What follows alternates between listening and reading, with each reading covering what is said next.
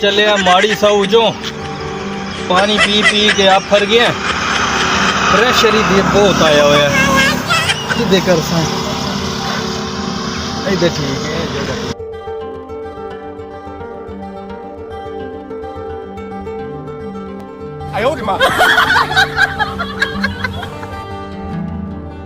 भाईजान क्या हाल है? वालेकुम ठीक है। प्रेशर इतना आया हुआ है वो तो अस्सलाम वालेकुम भाईजान की हाल है? वालेकुम अस्सलाम एक प्रेशर इतना आया हुआ है वो तो अवाम नो सलाम करना याद आ गया अस्सलाम वालेकुम।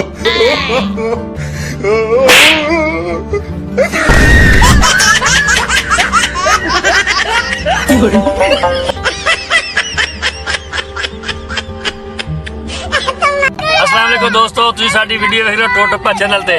ख्याल भाई, मुरसीन भाई ते शबाज भाई बड़ी मेहनत कर रहे हैं। तुझी चैनल को सब्सक्राइब करो, फॉलो करो ते दोस्तों नाल शेयर करो। और हमारे चैनल का नाम है टोटप्पा। मेरी शादी नहीं करने, मेरा चैनल सब्सक्राइब करो, लाइक करो, तो झुमरी मारो।